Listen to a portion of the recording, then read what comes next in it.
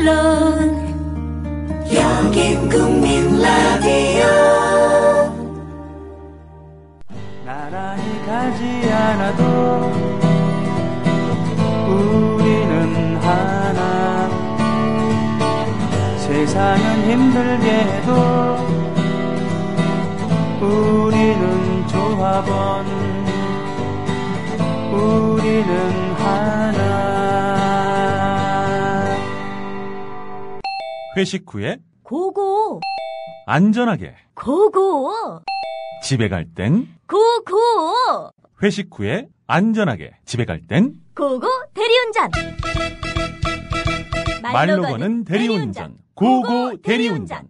1636 누르고 고고 대리운전. 네네, 고고 대리운전입니다.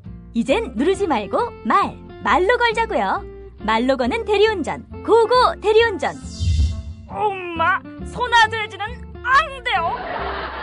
말하는 전화 문의는 1636 누르고 말하는 전화라고 말해주세요. 고고 대리운전 수익금의 일부는 국민TV에 후원됩니다. 뭐 드시겠습니까? 잠깐만요. 야, 10월달에 신촌에서 뭐 재밌는 거 한다며. 그 개쩐다는 페스티벌. 맞아요, 페스티벌 3. 2014 페스티벌 3. 그게 뭡니까? 뮤지션들 18팀이 펼치는 뮤직 페스티벌. 언제? 어디서? 10월 25일 토요일. 신촌 연세로 차 없는 거리에서 오후 2시부터 하루 종일. 노래만 하는 거야? 아니요, 거리 퍼포먼스랑 만화가들의 캐릭터처 아트마켓도 열린대요. 가만히 있지 않겠다는 사람들 다 모여. 제목이 뭐라고요? 2014 페스티벌 3. 많이 놀러오세요. 주문번호, 상담번호 어떻게 알리지? 또 그 광고비는 걱정 마세요. 번호를 따로 알릴 필요 없이 말로 거는 1636 말하는 전화면 해결됩니다. 외우기 힘든 번호 대신 1636 누르고 상호명을 말하면 바로 연결됩니다. 우와, 이렇게 간단할 수가. 신청하려면 어떻게 해야죠? 네, 1636 누르고 말하는 전화라고 하시면 상담원이 연결됩니다. 이제 번호 누르지 말고 말로 거세요. 1636 말하는 전화. 나이 들면서 몸에 좋다는 거 하나씩은 드시죠? 저는 새싹당 콩차를 얼마 전부터 먹습니다. 바로 두 가지 성분 때문인데요. 그건 바로 새싹당 콩에 들어있는 다량의 레스베라트롤과 아스파라긴산입니다. 레스베라트롤은 심장질환 예방, 세포 노화 방지, 각종 암의 개시, 촉진, 진행, 전 단계를 차단하는 화학적 암 예방 효능이 있음이 세계의 석학에 의해 네이처지와 사이언스지에 기재됐죠. 그리고 아스파라긴산이 콩나물에 10배 가까이 들어있어 술자리 좋아하는 제겐 필수 보충 성분이기 때문입니다. 두 가지 성분 때문일까요? 새싹당 콩차를 마신 뒤부터 술 먹은 다음날 숙취, 붓기가 훨씬 덜하고 불편했던 몸이 훨씬 편해졌습니다. 그리고 저만의 부작용인지 아침에 그게 우뚝 그리고 중요한 건 맛도 좋습니다. 속상한 일 많은 요즘 이런 때일수록 몸 생각하셔야죠. 술꾼에겐 필수. 속상한 당신의 몸엔 새싹당 콩차. 구입문의 070-8635-1288 070-8635-1288 홈페이지는 한글전창걸.com으로 찾아오세요.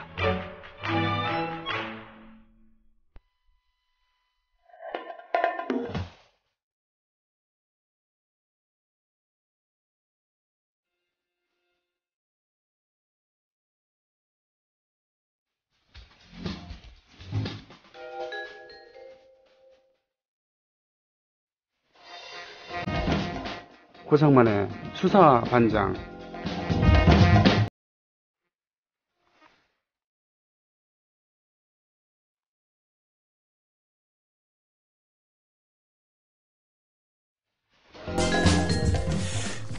어렸을 때 삐라 주소가 가면은 이 학용품 주고 막 그랬었는데, 저도 그래서 사회체 연필 한번 받은 적이 있었고 공책도 받은 적이 있었습니다.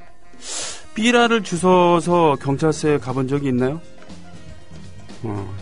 자, 오늘도 구반장님 오셨습니다. 구반장님은 삐라를 주워갖고 혹시 가본 적이 있습니까? 네, 안녕하세요. 고상만입니다. 네네. 그 삐라 주워서 경찰서에 가갖고 뭐 자도 받고 공책도 받고 뭐 그런 적이 있었죠. 그래요? 그게 그 세대가 말이죠. 한 80년대 들어와서는 그런 일이 없었던 걸로 알고 있었는데, 그 전방 근처에 살거나 그랬었나요? 아니요, 저는 성남에서 초등학교하고 중학교 초반을 다녔는데요. 네. 예. 당시에 뭐 저 말고도 굉장히 많은 학생들이 삐라를 주웠는데 말씀하신 것처럼 연필이나 자나 이런 것들을 많이 봤는데 그래서 언젠가는 좀 많이 좀 받자. 네. 그래가지고 진짜 많이 삐라를 주워서 한꺼번에 가지고 왔는데 하나 주더라고요. 하나 가져가도 하나 주고, 예, 20장, 30장 가져가도 하나 줘갖고 속는 기분이었습니다. 그래서 제 친구 중에 하나는 여러 개를 많이 주워갖고 그거를 돌아가면서 경찰서마다 파출소마다 걸어 다니면서 전리품을 거둬오는 친구들도 있었습니다. 사실 우리한테 별 효과는 없었는데요, 그죠? 예. 며칠 전에 또 삐라 살포를 탈북자 단체 중심으로 해서 했잖아요. 네, 예. 예. 국정감사에서 이 부분은 문제가 되지 않나요? 여러 가지 이제 논란도 있고 문제도 있고 특히나 이제 경찰청 관할하고 있는 안전행정위에서도 이제 그 얘기가 나왔는데 네. 경찰청장은 그것을 제재할 방법이 없다. 네, 이렇게 네, 이제 입장을 밝혔더라고요. 근데 이제 정말로 이런 식으로 계속해서 그 문제의 본질을 왜 반대하는지 이거를 얘기하고 있는데 이렇게 문제의 본질을 회피하면서 남북 관계를 이렇게 최악의 상태로 가는 건 정말 안타깝고 특히나 저는 정말 이해할 수 없는 게요. 원래 우리가 북에다가 네. 서로 비방하지 말고 욕설하지 말고 그래요. 이렇게 하자고 사실은 우리가 주장했던 거 아닌가요? 그런데 그렇지. 왜 이제는 거꾸로 돼갖고 북이 비방하지 말자고 하고 우리는 비방하고 너무 안타깝고 이해할 수가 없는 것 같아요. 더군다나 표현의 자유를 얘기하면서 이건 어쩔 수 없다라고 얘기하는데 민간이 하는 일이니 우리는 책임 없다라고 하는데 입장 바꿔서 생각해갖고는 뭐 아까 오프닝 멘트에서 얘기를 했습니다만 너희들은 괴뢰 나만 괴뢰고 우리는 지상 천국이니까 수령기명품으로 와라. 이런 삐라를 그쪽에 무슨 정부 당국자가 아닌 민간단체 명의로 보낸다 그러면 우리가 그걸 받아들이겠어요. 그죠? 누가 봐도 말이 안 되는 얘기인 거고 그만 좀 나라가 좀 평온해졌으면 좋겠고 네네. 특히나 이제 제가 이 탈북자 분들을 업무상 좀 만나는 분들이 여러 분 있어요. 네네. 근데 여기서 저도 이제 오늘 아침에 트위터에다도 그런 글을 썼지만 사실은 이 탈북자 분들이 한결같이 하는 말이요. 저 지금 탈북자 박상학 씨 등 일부 소수가 하고 있는 저것을 저 탈북자분들 누구도 공감하거나 동의하는 사람이 없대요. 아, 그래요? 예, 뭐 많은 분들은 탈북자들이 지금 저렇게 한다라고 생각하는데 실제로는 탈북자분들은 우리도 북에 가족이 있는데 우리 가족을 위험에 빠뜨리는 저런 행위를 왜 하냐. 네. 그리고 또 남과 북이 평화롭게 행복하게 좀 살았으면 한다는 게 진짜 탈북자들의 생각이다. 네네. 그래서 이분들이 하시는 말씀 중에서 이런 얘기가 있어요. 지난번 대선 때 문재인 후보 탈북자들이 문재인 후보하고 박근혜 후보 중에 누굴 찍었을 것 같냐고 저한테 역으로 물은 적이 있었습니다. 예. 뭐라고 생각하세요? 글쎄요. 탈북자들은 아무래도 보수적인 생각을 가지기가 쉬우니까 박근혜 후보를 찍었을 것 같다라는 생각을 합니다만. 그러죠. 네네. 저도 깜짝 놀랐는데요. 의외로 문재인 후보를 90% 이상이 찍었다.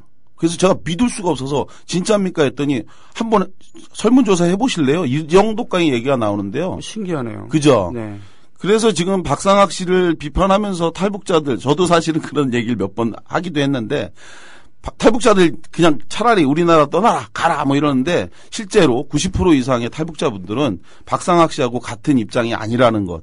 그래서 이런 부분들에 대해서 꼭 말씀을 좀 드리고 싶었습니다. 아, 그러니까 일반화를 시키면 안 된다. 네네. 탈북자들을. 네네. 예, 그 부분에 대해서 우리 국민TV 조합원 이 방송을 듣는 분이라도 확실하게 네네. 인식을 새롭게 해야 되겠습니다. 자, 오늘은 미군 미군 위안부를 아십니까?라는 제목으로 방송을 한다고 두어 번 예고를 했더니 여러분들께서 많이 관심을 가져주고 계세요. 자, 오늘 방송 부탁드리겠습니다. 예, 오늘 참 아픈 이야기를 하려고 합니다. 네. 예, 누구도 인정하고 싶지 않은 이야기지만 이제는 우리가 꼭 알아야 할 진짜 아픈 우리 불행한 근현대사에 대해서 이야기를 하려고 하는데요. 네. 먼저 이야기의 시작은 우리가 분노하고 있는 일본군 위안부 이야기부터 시작하려고 합니다. 뭐 아시는 것처럼 일본군 위안부 문제는 굉장히 많은 분들이 이제 알고 있죠. 네. 들었기도 하고 또 실제로 이 방송, 이 팟캐스트 방송을 통해서도 굉장히 많은 분들에게 여러 차례 또 8월 달이면은 아마 더 많이 이야기가 됐을 것 같아서 이 부분과 관련해서 좀 간략하게 좀 이야기를 해보도록 하겠습니다.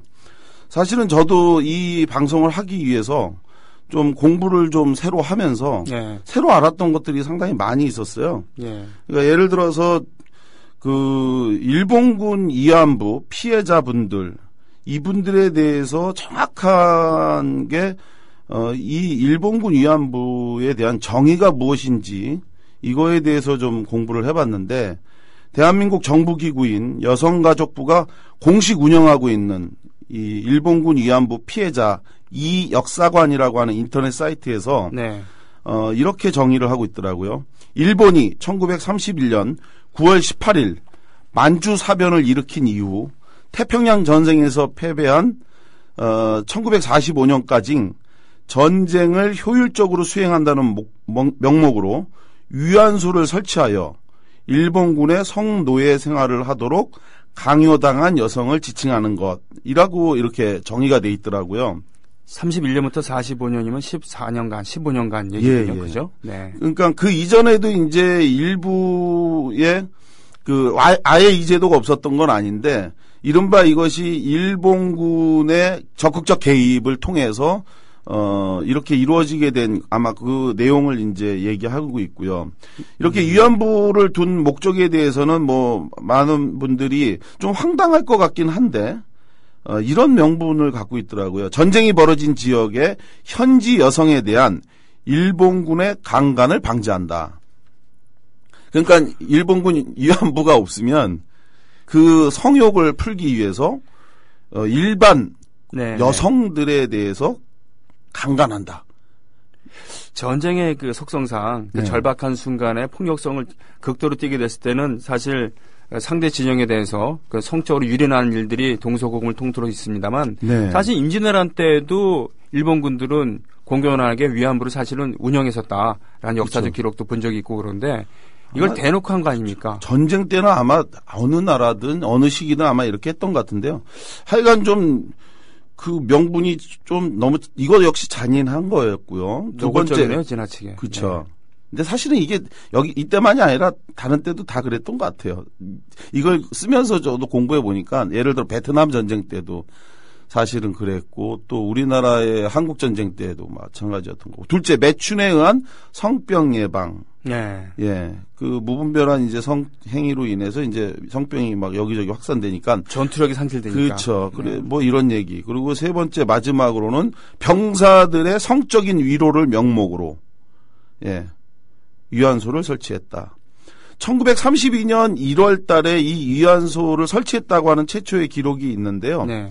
그리고 나서 이후에 이 위안소가 아주 확산되게 된 과정은 1937년 역사에 해박한 우리 형님이 잘 아시죠? 쉽게 얘기하면 중일전쟁이군요. 그렇죠. 네네. 역시 역사에 해박하십니다. 아, 죄송합니다. 37년도에 중일전쟁이 있는데 이때 이후로 승승장구했죠.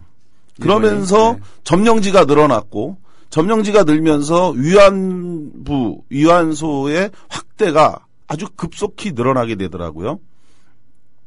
그렇게 하면서 이전까지 민간인들에게 이 맡겨놨던 것들을 이제는 보다 신속하고 빠르게 그리고 또 이동하거나 뭐 이러는 데 있어서 군함이라든지 뭐 차라든지 이런 것들이 용이하게 지원되고자 하려니까 일본군이 이때부터 본격적으로 개입해서 도항증 예를 들어 배 타고 가는 거라든지 뭐 이런 것들을 적극적으로 개입했고 네네. 이걸 위해서 일본 내무성과 외무성 등 일본 정부가 개입했고 조선 총독부와 대만 총독부도 이제 개입이 됐더라고요. 네. 그래서 이런 방식으로 해서 했는데 이때 당시에 일본군이 위안부를 동원한 형태를 살펴보면 크게 세 가지로 나눠볼 수 있습니다. 첫째는 전형적인 수법인데 취업 사기였습니다. 예. 취업 사기. 예. 돈 벌게 해주겠다. 예, 그렇죠. 우리나라의 일본군 위안부인데 이제 정확하게 요즘은 다시 표현하는 것이 위안부가 아니라 이것은 일본군 성노예. 네네. 예, 위안부하고는 또 다른 의미의 강제적이고 폭력적인 방식으로 네. 동원했기 때문에 일본군 성노예라고 요즘은 다시 표현을 달리하더라고요. 예, 학술적으로는 그것이 맞다라고 네네. 얘기를 하는 분들 계시죠. 예, 그래서 일본군 성노예인데 이분들에게 그러니까 실제로도 위안부라고 하는 표현이 그때 당시에는 우리가 알고 있는 그 성노예하고는 또 개념이 달랐습니다. 예를 들어 장준하 선생님의 사모님인 김희숙 여사께서도 일본에 유학 중이었던 장준하 선생님에게 네. 편지를 보내면서 저도 곧 시집을 가지 않은 처녀들을 동원하는 위안부로 동원돼서 군수물자 생산을 위해 공장으로 가게 될지 모르겠습니다라는 그 연락을 했고 그 편지를 받은 장준하 선생님이 이 김희숙 여사하고 결혼을 결심하게 된 과정이 사실은 위안부 때문이었거든요. 아, 그게 근로정신대. 네, 예. 그러니까 근로정신대를 위안부라고도 그때 당시에 표현을 했어요. 그래요? 예. 그래서 혼재됐다는 얘기인가요, 그러니까? 예. 그러니까 위안부라고 하는 위안부 동원령 뭐 이런 것들이 실제로는 우리가 알고 있는 것처럼 성노예만 위안부라고 표현한 게 아니라 그냥 전쟁 군수물자 생산을 위해 공장으로 가는 그래서 남자는 징용을 가고 여자는 위안부로 가는 이런 게 있었습니다. 저는 정신대라는 말 속에 위안부도 포함되는 걸로 알고 있었는데 이 개념이 혼재되기도 했었다는 그런 얘기군요. 예. 그래서 이제 그런 부분들이 있었는데 이때도 공장에 취직시켜주겠다. 많은 돈을 벌 수 있겠다. 벌 수 있다고 속여서 여성들을 위안부로 이제 동원했던 게 있었고요.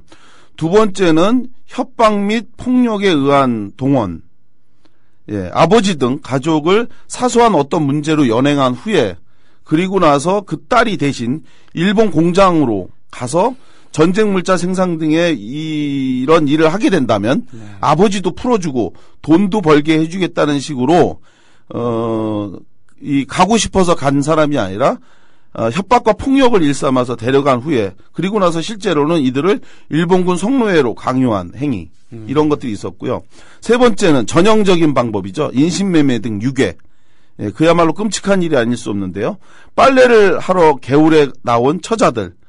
그도 아니면 집에 아무도 없는 상황에서 증언에 의하면 강제로 여자들을 납치한 경우까지 있었습니다.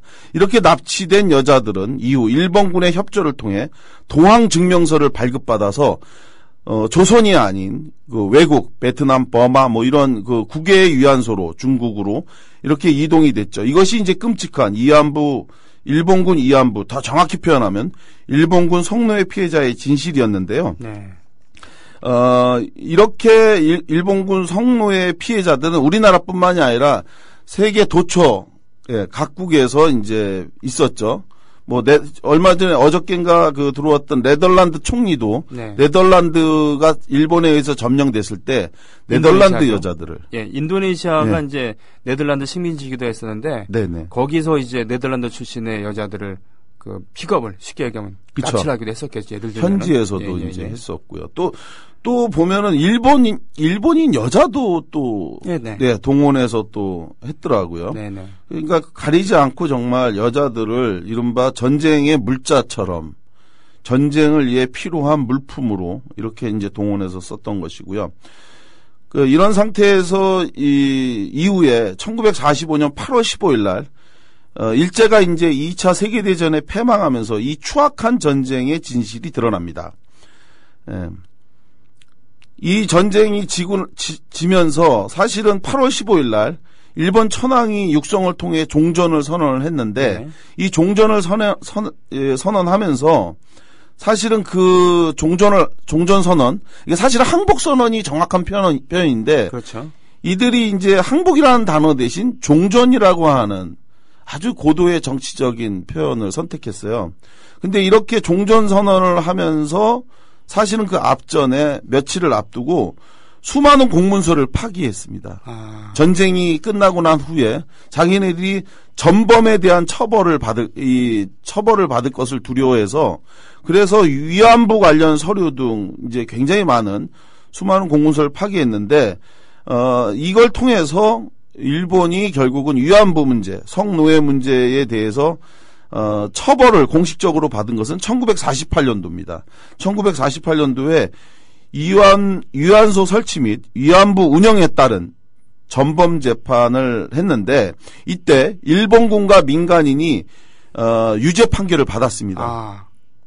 근데 참 놀라웠어요. 저도 이번에 알았는데 이때 처벌받은 사람들이 이 어마어마한 최소 3만 명에서 최대 40명까지 추측되고 네. 또 이 과정에서 전쟁에서 패배한 후에 자신들의 추악한 이 사실이 드러날까봐 집단 학살까지도 자행한 것으로 알려져 있잖아요. 그렇죠. 네네. 그런데 이렇게 학살하고 인권유린하고 사람을 이렇게 죽이고 했던 이런 모든 범죄에 대해서 처벌받은 사람들은 어느 정도 됐느냐 참 어처구니 없습니다. 12명. 12명. 이런 반민특위스러운 일이 있습니까? 12명이 처벌을 받은 거예요. 이게 굉장히 황당하죠. 이런 대한민국스러운 일이 있나. 그래서 이렇게 12명밖에 처벌을 받지 않고 이후 이 사실은 역사에 사라지게 됩니다. 그러다가 1991년 8월 14일 바로 이날 대한민국의 한 할머니가 최초로 일본군 성노예로서 겪었던 자신의 참혹한 비밀을 네. 실명과 얼굴을 공개하면서 고발하게 됩니다. 김학순 할머니. 예, 김학순 할머니신데요. 이때 이전까지만 해도 이런 성노예 피해자에 대한 사실을 말씀하신 분은 있는데 그런데 이전까지만 해도 실명과 얼굴을 공개한 적은 없었어요. 공식적으로 당연히. 쉽게 얘기하면 커밍아웃 한 분은 안 계셨다는 그렇죠. 얘기죠. 네. 그렇죠. 지금도 사실은 사람들이 누가 이거를 이렇게 할 수 있겠어요. 그래서 이렇게 용감한 할머니의 고발을 기려서 전 세계는 매년 8월 14일 바로 이 김학순 할머니가 그 자신의 실명과 얼굴을 공개하면서 고발을 한 이날 8월 14일을 세계 위안부의 날로 지정을 했습니다. 예. 일본 정부가 위안부 책임을 회피한 채 부정하는 만행을 본 후에 이 분노한 김학순 할머니의 용기였는데요. 이 김학순 할머니는 자신이 17살 되던 해에 일본군에 의해서 강제로 납치돼서 중국으로 끌려갔습니다. 그리고 이 끌려간 중국에서 정말 참혹하게 찢겨진 여성으로서의 삶을 강요받게 됐는데 이것이 바로 죽음보다 더한 일본군 성노예였던 겁니다. 예. 그런데 이렇게 자신이 찢겨진 여성으로서의 정상적 삶을 살 수 없었던 참혹한 피해를 준 것이 일본군에 의한 강제 납치 이로 인해서 벌어진 일인데 그런데 1990년 6월 달에 침묵하면서 살면서 그 억울함을 삭히고 있던 이 할머니는 정말 충격적인 장면을 우연히 방송을 통해 듣게 됩니다. 그것이 바로 위안부 문제에 대한 일본의 입장이었던 겁니다. 예. 네. 뭐 예상처럼 뭐였겠어요? 뭐 그런 일 없다는 거겠죠. 일본군은 군대 위안부 문제에 전혀 관여하지 않았다는 뻔뻔한 거짓말이었던 거죠. 김학순 할머니는 격분한 겁니다. 1939년도에 자신을 강제로 납치하여 끌고 간 사람이 바로 일본군이었는데 네. 그런데 이 사실이 분명한데도 불구하고 이걸 부인하니까 그러니까 이 할머니가 마침내 1년간을 또 고민을 합니다. 네. 자기가 이 얘기를 어떻게 할까, 할 수 있을까. 그러다가 1년이 지나가던 바로 광복 46주년을 하루 앞둔 1991년 8월 14일 날 네. 정신대 문제 대책협의회 사무실을 찾아가죠. 정대협이라고 알려져 있는. 네. 약칭 정대협. 네. 바로 그곳에서 국내 거주하고 있던 일본군 위안부로서는 최초로 자신의 실명을 밝히고 일본의 만행을 고발했는데요. 이를 통해서 일본군과 일본 정부가 일본군 성노예를 직접 운영하고 관여했다는 것을 분명하게 증언을 했습니다. 예. 이후 김학순 할머니는 1997년도 12월 16일 자신의 생을 마칠 때까지 이러한 일본의 만행을 고발하기 위해서 한치도 아낌없는 싸움을 전개했습니다. 그래서 일본 대사관 앞에서 매주 수요일마다 열리는 정대협 네. 항의 집회에 빠짐없이 참여를 했고요. 그리고 일본 의회 앞에서도 위안부 동원에 대한 일본 정부의 사과와 보상을 촉구하는 시위에 여생을 바쳤습니다. 네. 그리고 마지막 숨결을 몰아쉬던 바로 97년 12월 달 김학순 할머니는 자신이 평생 모았던 1,700만 원이 전 재산이었는데요. 이 전 재산을 자신이 다니던 교회에 기증을 했습니다. 이렇게 기증을 하면서 뭐라고 얘기했냐? 나보다 더 불행한 삶을 살고 있는 사람을 위해 써달라. 비록 일제에 의해서 여성으로서는 평범한 행복과 일상이 무너졌지만 그 할머니 김학순, 이 할머니가 보여준 용기와 기상 그리고 정신은 그 어느 인간보다 성스러운 것이라고 저는 생각합니다. 참 목이 메이는데 김학순 할머니 그렇고 그 뒤를 이어서 많은 할머니들이 쉽게 얘기하면 그 세상에 자신을 드러내고 돌아가시면서 공동체를 이루면서 수요일마다 집회 참석하시기도 하면서 그 남은 돈을 그야말로 장학금이나 또는 위안부의 실상을 알리는데 써라고 해서 기증하고 그리고는 한 분, 두 분 지금 돌아가시고 계시잖아요. 맞습니다. 네. 그러니까요. 길원옥 할머니 기억납니다만 이부 할머니 또 김순자 할머니 두 분 노구를 이끌고 미국을 또 전국 각 곳곳을 누비면서 이런 실상을 알리는데 여생을 보내고 계시죠. 예. 맞습니다. 이 할머니들이 하시는 말씀 중에 이런 말씀이 있었어요. 일본이 기다리고 있는 것은 우리 모두가 다 죽기만을 기다리고 있는 거다. 우리가 다 죽으면 모든 증거가 사라지니까. 그래서 시간을 끌고 있는 거다 이런 말씀을 하시는데 이처럼 일본의 뻔뻔함은 지금까지도 여전하고 있습니다. 전혀 바뀌지 않고 있고요. 특히 최근 아베 권력이 출범하면서 더욱 노골적으로 기존에 있었던 그 쥐꼬리만한 사과조차도 전부 철회하고 있고 고노다마를 또 적극적으로 부인하면서 굉장히 아주 뻔뻔한 행태를 보여주고 있잖아요. 이러한 일본 아베 권력에 대해서 우리 국민들의 분노는 당연하죠. 왜 자신들의 범죄에 대해 제대로 반성하지 않고 역사적 진실을 왜곡하냐고 항의하고 있는데 그런데 오늘 저는 어쩌면 우리가 진짜 매우 불편할 수도 있는 또 다른 진실을 말하려 합니다. 바로 일본군 위안부와 전혀 다르지 않은 대한민국의 위안부 운영, 즉 미군 위안부 문제에 대한 고발입니다.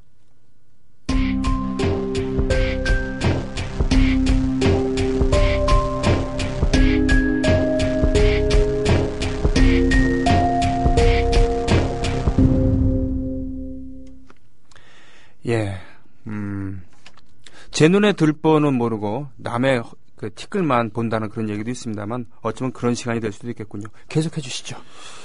형님 그 미군 위안부 들어보신 적 있으십니까? 그런 단어는 못 들어봤습니다만 양공주란 말은 들어봤어요. 양공주. 네. 뭐 또 양갈복. 그렇죠. 양갈복. 기지촌. 뭐 기지촌 여성이라는 표현이 이제 흔히 일반적으로 쓰는 얘기인데 사실은 저도 이 문제와 관련해서 그 혐오했던 이런 게 이런 거더라고요. 그러니까 남자에게 그러니까 국어 사전에서 보면 갈보라고 하는 표현이 남자에게 몸을 파는 여자를 이제 칭하는 건데요. 그런데 그거에 대해서 뭐 이런 얘기가 있어요. 혹시 그런 얘기 들어오셨습니까? 갈보의 유래. 그 우리나라 말의 그 갈보 유래 얘기하는 겁니까? 아니면 창녀 유래를 말씀하시는 겁니까? 아니, 그러니까 갈보라고 하는 표현이 나온 유래가 또 있다고 그래요. 몰라요. 뭐 이건 여담인데 노다지라고 하는 말의 유래는 뭔지는 아시죠? 그건 노터치에서 나온 금강을 발견한 그런 외국 사람이 노터치 그러니까 한국 사람이 저 뭔 말이야? 그렇죠. 네, 노다지다. 노터치. 내 금강에서 캔 거를 갖다. 그래서 그 금강에서 캔 그거를 싣고 가는 그 박스에도 노터치 이렇게 써 있었고 사람들이 만지지 마라 노터치 했는데 야 이게 노다지라고 하나보다라고 들어서 그 후로 이게 노다지라는 표현이 노터치에서 유래됐는데 갈보 역시 사실은 그런 의미가 있다는 거예요. 그래서 한국 전쟁 당시에 그 미군들이 철모 안에 그 가르보라고 하는 당시 1920년에서 30년대 유명한 배우가 있는데 그레타 가르보의 사진을 철모 안에다가 이 미군들이 이제 하고 있으면서 쉬는 시간마다 이렇게 보면서 우상으로 여겼던 당시 그레타 가르보를 보면서 가르보 했는데 그거에서 유래돼서 미군과 이 어울리는 여자들을 가르보가 갈보라고 하는 표현으로 됐다. 아, 처음 듣는 얘기예요. 이 얘기 좀 유명한 얘기입니다. 그렇군요. 예. 저 그쪽으로 제가 좀 잘 몰라갖고 친절하거든요. 당연히 아시는 줄 알았습니다. 죄송합니다. 특척. 근데 여하간 이렇게 해서 이제 갈보라고 하기도 하고 양공주라고도 했던 바로 이건데요. 이 미군 위안부 오늘 이 이야기를 저희가 직면하고자 합니다. 직시하려고 하는데 생소한 이 말을 쉽게 풀어서 말하면 누구나 아는 이른바 양공주입니다. 1950년 한국전쟁이 벌어진 후에 외국 군대가 아시는 것처럼 참전하게 됩니다. 그리고 3년간의 긴 전쟁과 이후 분단 상황이 고착되면서 가난한 이 땅에는 이른바 양공주라 불리던 여인들이 모여 사는 마을이 형성되죠. 우리는 흔히 그곳을 기지촌이라 불렀고 그곳에 사는 여성을 기지촌 여성이라 불렀습니다. 바로 그들이 오늘 이야기하려는 미군 위안부입니다. 네. 사실 저 역시 기지촌 여성 문제를 왜 우리 정부가 책임지고 해결해야 하는 또 하나의 일본군 위안부 문제인지 처음에 이해하지 못했어요. 네. 일본군 위안부는 일본 정부가 개입해서 자행한 범죄 행위고 반면 우리나라 기지촌 여성 문제는 본인이 원한 자발적 매매춘 행위로 저 역시 이해했기 때문입니다. 네. 그러나 이후 기지촌 성매매 피해 여성에 대한 진실을 알게 되면서 저는 정말 매우 놀랄 만한 숨겨진 비밀이 여기에 있다는 것을 알게 됐는데요. 네. 바로 대한민국 정부가 우리가 흔히 불렀던 기지촌 여성 이들을 직접 관리하고 통제했었다는 사실입니다. 예. 예. 1937년 중일전쟁 이전까지 민간인 주도로 이루어졌던 일본군 위안부 범죄처럼 우리나라 정부가 기지촌 여성들을 직접 통제하고 관리를 본격화했던 때는 바로 1961년 5.16 군사 쿠데타가 일어난 후였습니다. 아, 그렇군요. 네.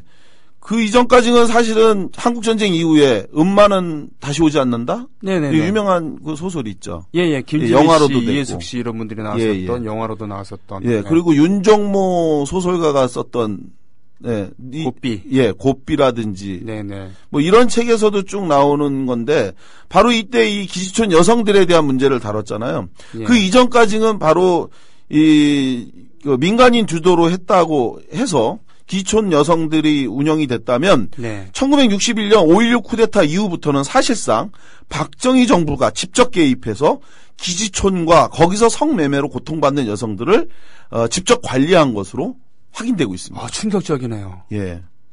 국가가 개입을 했다는 얘기 아닙니까? 국가가 어떤 방식으로 어떻게 개입하게 됐는지에 대해서 말씀을 드리도록 하겠습니다. 박정희가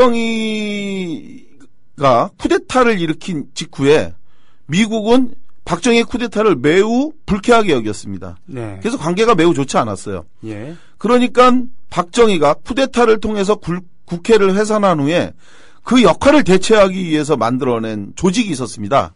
네. 아시죠? 박정희가 국회를 해산한 후에 그 해산된 국회 역할을 대처한 것. 뭐? 국가재건 최고회의. 그래서 그때 무조건 뭐 재건자 들어가면 뭐든지. 예. 경례도 재건 그러게 하고. 그렇죠. 네. 맞습니다. 이 국가재건 최고회의를 통해서 제일 먼저 한 일이 또 뭐였냐? 미군 주둔지구에 대한 실태조사를 거쳐서 당시 미군에게 성매매를 했던 위안부들에 대해서 교양을 향상시키고 보건진료소 확대를 설치하는 등의 조치를 지시하게 됩니다. 국가재건회의가 예. 그러니까 박정희 그 쿠데타를 일으켰던 박정희 씨가 국가재건 최고회의를 통해서 바로 미군 기지촌 지역의 여성들에 대해서 보건진료소를 확대해서 이걸 통해서 위안부의 성병 검진을 강화하고 그리고 이 과정에서 성병이 있는 것으로 우려되는 위안부에 대해서는 아무런 법적 근거도 없이 사설 구금 시설에 감금하기도 했습니다. 그러니까 초법적인 체포와 구금이 이뤄진 건데요. 바로 이건 뭐냐면요. 성매매는 원래 이때도 불법이었습니다. 그렇죠.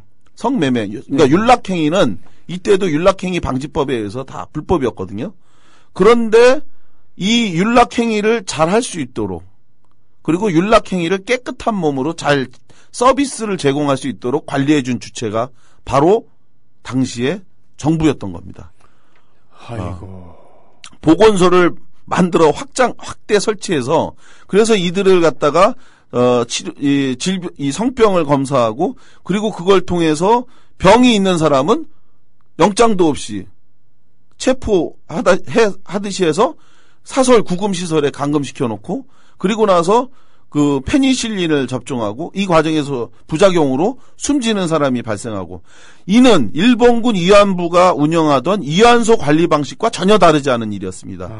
이 모든 것이 왜 이렇게 벌어졌냐? 바로 미군의 환심을 사기 위한 당시 박정희 쿠데타 권력의 아부였던 겁니다. 그런데 1970년대에 들어서면서 기지촌 여성에 대한 박정희 정부의 관리는 더욱 노골화됐습니다. 이게 지금까지 얘기한 거는 아무것도 아니에요. 예. 기지촌 여성들의 성매매를 사실상 관리한 성매매 사장이 누구였느냐? 이 당시. 예. 즉 포주라고 얘기하잖아요. 네네. 성매매 사장. 그렇죠. 예, 바로 박정희였습니다. 당시 이 포주는 박정희 권력의 청와대가 맡았는데 이를 증언하는 사람이 있습니다. 바로 누구냐? 전 외교안보연구원의 명예교수이자 1970년대 박정희에게 기지촌 정화 사업을 추진할 것을 제안했던 김기조 박사입니다. 그는 각종 기고문을 통해서 기지촌 여성 노인에 대한 국가 차원의 지원과 책임이 있다라고 하는 이유를 역설하고 있는데요. 예. 자신이 담당했던 역할에 대한 죄책감 때문에 그는 지금 이 문제를 아주 적극적으로 제기하고 있습니다. 아, 예. 예. 1970년대 초에 김기조 박사는 당시 한미 합동위원회의 한국 측 간사를 맡고 있었습니다. 이때 미국 대통령이었던 닉슨이 미국 의회에 닉슨 독트린이라고 하는 계획을 보냈는데요. 이 닉슨 독트린을 아주 쉽게 얘기하면요. 남이 나라 전쟁에 더 이상 미군이 개입하지 않겠다. 돈도 많이 들고 애들도 죽어나가고 그렇죠. 여론도 좋지 않으니까. 베트남 전쟁 때 피해를 왕창 받기 때문에 네네. 이제 앞으로는 상대국이 핵무기를 쓰지 않는 이상은 남이 나라 전쟁에 개입하지 않겠다. 이렇게 했는데 그러면서 당시 미군의 일부가 대한민국을 철수하려고 하니까 네. 이에 위기를 느낀 박정희 정부는 미군의 철군을 저지하려는 노력의 일환으로 네. 기지촌 정화 사업을 추진하게 됩니다. 네. 그런데 이 기지촌 정화 사업은 사실상 미군의 요구였던 겁니다. 미군의 요구였다. 예, 미군이 우리가 이 철수하지 않으려면 그러면 당신네들이 그 미군이 휴식과 휴양을 제대로 잘 할 수 있도록 네. 미군 기지촌의 서비스 질을 향상시키고 그리고 이걸 잘 관리해 달라 이렇게 요구를 하니까 당시 박정희 정권이 이를 수용합니다. 네. 이때부터 정권 차원에서 기지촌 여성에 대한 관리가 시작이 된 거죠. 세상에. 이때 정말 기가 막힌 왜 제가 아까 전에 사실상 포주를 박정희 대통령이 했다고 제가 언급했냐면 이겁니다. 당시에 대통령이었던 박정희가 기지촌 관리 미군의 지적을 받으니까 화가 났어요. 예. 그래서 이 기지촌 관리에 소홀했던 당시 내무부 장관 등 관계자를 불러서 매우 크게 야단을 칩니다. 제대로 일을 똑바로 못했다고. 기지촌을 왜 이렇게 제대로 관리하지 못하냐. 네. 그러면서 크게 야단을 쳤다고 하는 당시 청와대 비서의 증언도 있는데 그러면서 박정희는 이때 아예 기지촌 여성을 직접 대한민국 청와대가 관리해야 된다고 판단하게 됩니다. 세상에. 그래서 1971년도 12월 22일 날 이른바 기지촌 정화위원회를 제정한 후에 그 법에 따라 이 기구를 만들었는데요. 이 기구에 참여한 사람들의 면면을 보면 네. 왜 기지촌 여성의 문제가 미군 위안부 또 대한민국 정부의 책임인지 분명히 알 수 있습니다. 네. 당시 이 기구에 참여한 이들이 누구였냐면요. 놀라지 마십시오. 당시 장관급에 해당하는 대통령 행정비서, 예. 지금 행정실장이죠. 네. 예, 엄청 장관급이니까. 네네네. 그리고 외무부, 내무부, 법무부, 국방부, 보건사회부, 교통부, 최신부의 각 차관. 어처구니가 없죠. 그리고 국세청장과 국무총리 비서실장, 경제기획원 차관보, 그리고 경기도지사였습니다. 경기도 지사. 그렇죠. 경기도에 기지촌이 가장 많았죠. 그렇죠. 안정리 등 뭐 평택, 오산, 의정부, 연천, 파주 뭐 그래가지고 경기도 그야말로 대한민국의 모든 고위급 관계자들이 참여한 가운데 1971년 12월 27일 4시간 동안 청와대에서 이 기지촌 정화위원회 회의를 했고요. 그리고 이 자리에서 논의된 내용을 이듬해인 1972년 7월 달에 대통령이었던 박정희에게 보고를 했고 이에 따라 승인된 프로그램에 의해서 기지촌 관리가 본격화됩니다. 정말 뭐 이거는 사실 일본군 성노예를 일본 정부가 한 거하고 전혀 다르지 않아요. 아주 더 치밀하게 했죠. 어차피 이 부분을 전부 다 일소하진 못한다 하더라도 어쩔 수 없이 관리를 해야 된다 그럴 때는 쉽게 얘기하면 이제 그때 이제 보사부라고 하죠. 예. 보건사회부 정도에서 하면 되는 거 아니었겠습니까? 박정희가 직접 나서서 포주를 자임한 거라니까요. 그러게 말이에요. 막 화를 내면서 내무부 장관 너한테 맡겨놓으니까 일이 이따위 되니 아예 청와대가 하겠다 해서 모든 각 부처의 세상의 장관급과 차관들을 전부 다 모아놓고 국세청장까지 포함해서 그래서 이들이 무엇을 했는가를 보면요. 더 놀랍습니다. 이들이 뭘 했냐. 당시에도 이 성매매는 불법이었는데요. 박정희 정권은 자신들이 가지고 있는 무소불위의 권력을 통해서 이 미군 기지촌 지역을 성매매의 예외 지역으로 만듭니다. 아예. 그래서 특정 지역이라고 하는 편말을 붙여놓고 그 지역은 성매매를 할 수 있는 것으로 아예 허용을 했는데요. 이뿐만이 아니었습니다. 당시의 정권은 이렇게 성매매를 하던 여성들을 모아서 애국교육이라는 이름으로 정신교육까지 시켰습니다. 예, 군수 뭐 이런 사람들이 와갖고 이 성매매 여성들을 구제해주는 게 아니라 여러분들이 애국자다.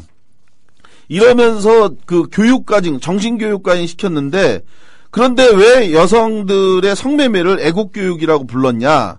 거기에는 또 다른 비극적인 사실이 있습니다. 네. 우리에게는 기지촌 여성, 양갈보, 양공주, 이렇게 불렸던 이분들에게 당시에 박정희 정부에서 그 공무원들이 붙여준 또 다른 별칭이 있어요. 뭐였습니까? 굉장히 놀라웠어요, 이게. 뭐냐면, 민간 외교관, 또는 애국자라는 상상하기 어려운 호칭으로 이들을 불렀습니다. 당시에. 정말요? 예. 정말입니까? 그렇다면 이들에게 왜 이런 격찬의 표현을 썼을까? 누가 썼을까? 바로 박정희가 만들었던 기지촌 정화위원회에서 실시한 교육에 나선 시군구의 군수를 비롯한 공무원들이었는데요. 한겨레 21이 국가기록원에서 찾아낸 당시 청와대 문건 기지촌 정화 대책을 보면 1977년도 당시에 기지촌 여성은 약 1만 명 정도에 해당을 했습니다. 그런데 이렇게 1만 명 정도에 해당하는 그 여성들에게 당시에 교육을 실시하면서 어떤 교육을 했냐면요. 미군들에게 성적 서비스를 깨끗하게 제공하도록 일주일에 2번씩 보건소를 통해 성병 검진을 시켰고 한 달에 한 번 국가가 주도하는 교육을 통해 미군에게 친절해야 한다는 것. 완전 포주죠, 이거. 그러게네요. 그리고 외화를 벌어들이는 당신들은 애국자. 그게 키포인트네요. 예. 맨 마지막 얘기가. 예. 그래서 이 외화를 즉 미군에게 몸을 팔고 그들에게 받은 돈으로 여러분들이 돈을 벌어들이니까 미군에게 친절해야지 이 사람들이 더 많이 찾을 거고, 그리고 술집을 와서 막 때리고 이러면 술을 마시자고 권하자는 얘기까지 했다는 거예요. 경찰에 신고하는 게 아니라 술을 먹으면서 얘기를 해보자. 왜냐하면 그 지역에 미군이 먹으면 돈을 버니까. 뭐 이러면서 참 황당무계한. 그래서 외화를 벌어들이는 당신은 애국자다라는 교육을 했는데, 그렇다면 기지촌 여성들에게 외화를 벌어들이는 애국자라고 부른 이유는 뭐냐? 정말 놀랍게도요. 이걸 어떻게 봐야 할까요? 박정희는 당시에 이 기지촌 여성들을 청와대에 초청해서 당신들이 애국자다라는 얘기도 했습니다. 정말입니까? 예. 그리고 이렇게 한 이유가 뭐냐면 1960년대에 정말 비참한 또 하나의 우리나라의 현실이기도 한데 미군을 상대로 한 여성의 성매매로 당시 벌어들였던 달러가 있었잖아요. 예. 이 달러가 우리나라 GNP의 몇 프로를 차지했을 거라고 생각하세요? 아무리 가난한 나라지만 예. 예? 그래도 나라인데 예. 그 뭐 의미 없는 1% 이내가 아닐까요? 정말 끔찍할 정도로 놀라운데 4분의 1, 25%를 차지했답니다. 예. 이렇게 그래서 이제 이 사람들한테 벌어라. 이 정부가 사실상 이 역할을 한 건데, 근데 여기서 이제 정말 끔찍한 일이 뭐냐면요. 정부가 이랬으니까 그 아래서 벌어진 일은 어땠겠습니까? 더 끔찍했습니다. 네. 기지촌에 공급할 여성을 구하기 위한 인신매매는 더 이상 범죄 행위가 아니었죠. 청와대가 나서고 정부 부처의 차관이 나서서 독려하고 응원하는 성매매 속에서 그야말로 기지촌은 호황을 누렸고 참혹한 인권유린 역시 정말 극에 달했죠. 이 증언을 해주는 분들의 말을 들으면 정말 끔찍한데, 이렇게 인신매매로 강제로 끌려갔던 분들 중에 일부가 다행히 기지촌을 탈출해서 그래가지고 무작정 경찰서로 뛰어들어가 도움을 요청한 적이 있대요. 예. 그런데 이 여성을 다시 포주에게 데려간 사람은 다름 아닌 경찰. 예, 경찰이 도와달라고 가면 경찰이 다시 그들을 포주에게 들고 가는 역할을 했습니다. 그러니까 여기서 자발적인 그런 성매매 행위가 아니고, 그렇죠. 실질적으로 잡혀 있었다는 거구나. 그죠?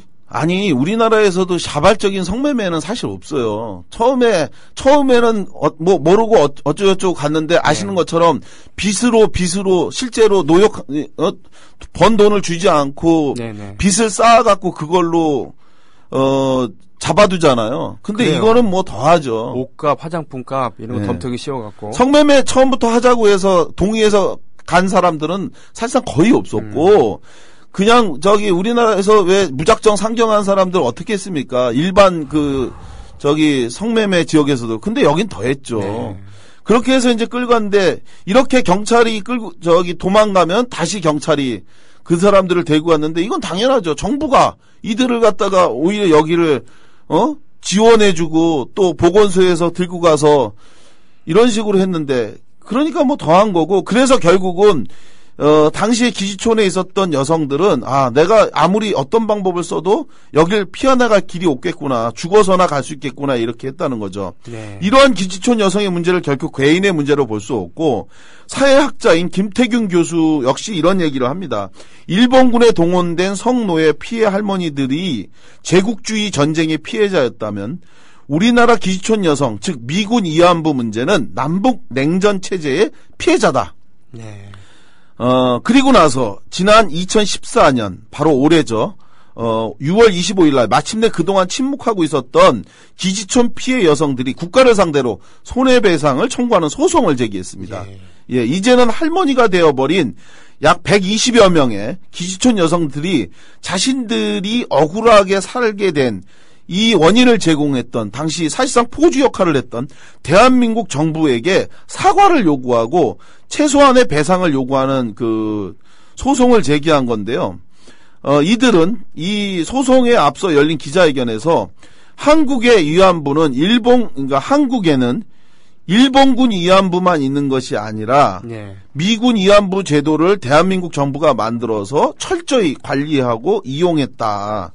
전쟁 이후 가난에서 또는 인신매매돼서 기지촌에 온 우리에게 정부가 나서서 그 수렁에서 나올 수 있도록 도와준 게 아니라 미군을 상대하도록 강제하고, 그리고 이걸 위해서 자기네들을 지원했다라고 하면서 수렁 같은 기지촌을 빠져나가려 해도 경찰에게 도움을 요청했지만 오히려 그들 손에 끌려 돌아오게 됐는데, 이렇게 해서 국가는 우리를 보호하지 않고 오히려 외화벌이용으로 이용했다고 항의한 겁니다. 네.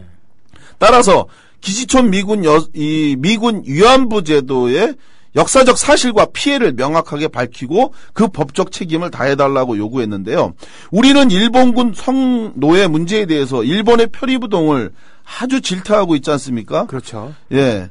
저는 일본이 상식적인 국제사회의 일원으로 자신의 잘못을 반성하기를 거듭 요구하는데 마찬가지로 우리나라 역시 똑같습니다. 미군 위안부 즉 기지촌 여성에게 가해진 부도덕한 행위에 대해서 인정하고 이들이 제기하는 최소한의 요구를 수용해야 됩니다. 사과해야 되고 그리고 이들이 수렁텅이에 빠졌는데 이것을 정권 차원에서 진행했던 매매춘 행위로 그리고 온갖 미사역으로 애국자니 민간 외교관이니 등등등의 말도 안 되는 터무니없는 이야기로 문제의식을 갖지 못하도록 교육하고 그래서 결국은 늙고 병들어버린 지금은 이들이 진짜 최소한의 생계도 살 수 없는 아주 비참한 삶을 살고 있습니다. 여기서 한 가지 간단한 에피소드라고 할까요? 이 기지촌 여성들이 정치인 중에서 가장 고마워하는 분이 한 분 있었어요. 예. 노무현 대통령이었습니다. 그것도 의외네요. 예. 노무현 대통령이 2002년도 12월 대통령 선거에 출마했을 때, 이때 경기도 지역의 기지촌 여성들이 아주 적극적으로 노무현 이 후보를 지지했다고 해요. 예.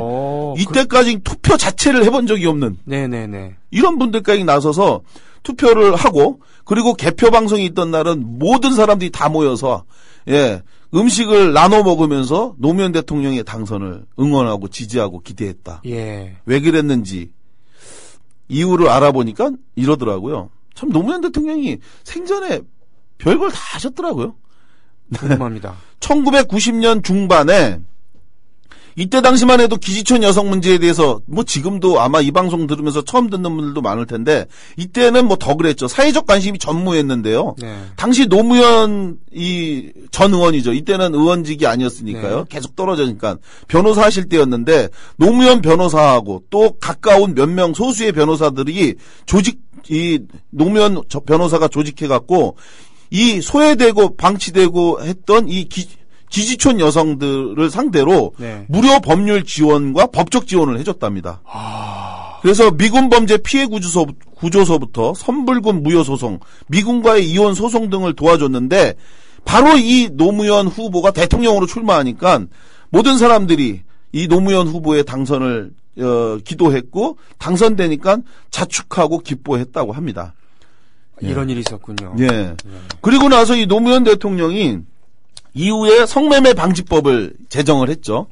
그리고 나서 성매매 여성에 대한 지원 등을 확대하고 이런 여러 가지 역할들을 했기 때문에 이런 부분들에 대해서 굉장히 많은 호응이 있었고 다만 아쉽게도 완벽하게 다 이루어지지 못한 게 있는데 바로 그것이 뭐냐면 이분들이 지금 현재 가장 요구하고 원하는 게 뭐냐면요. 노후에 살 수 있는 안정적인 주거 공간 확보를 요구하고 있습니다.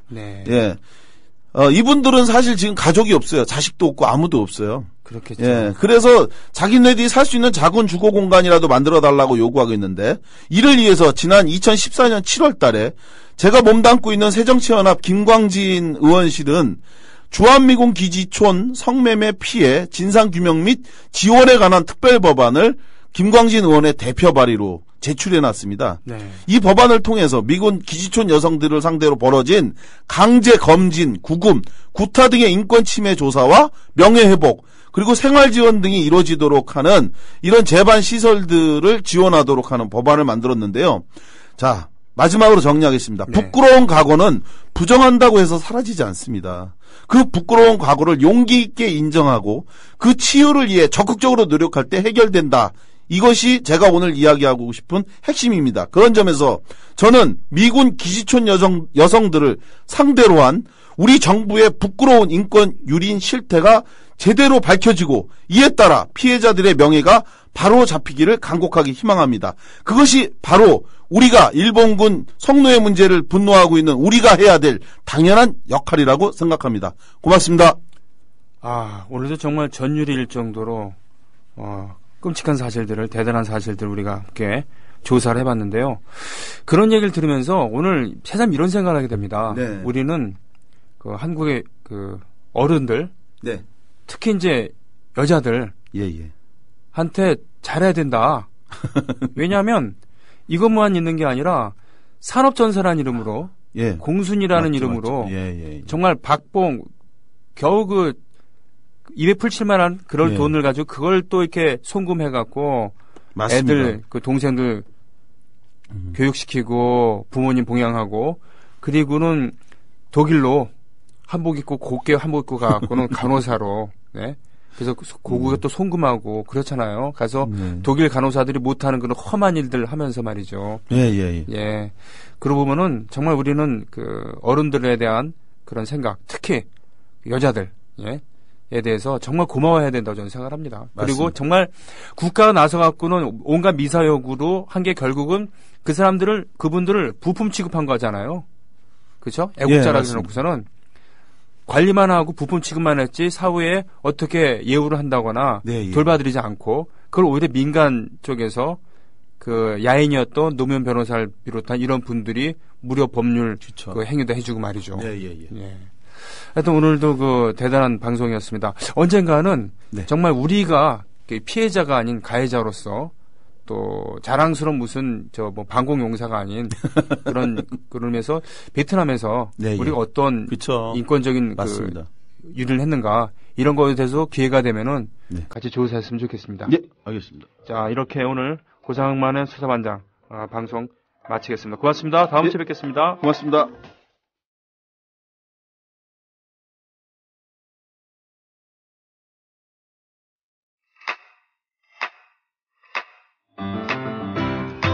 국민 라디오 지지하는 4가지 방법 아시나요? 다운로드하기, 별점 주기, 댓글 달기, 구독하기. 국민 라디오를 보다 많은 이들에게 전할 수 있는 가장 손쉬운 방법. 다운로드하기, 별점 주기, 댓글 달기, 구독하기. 잊지 마세요. 다운로드하기, 별점 주기, 댓글 달기, 구독하기.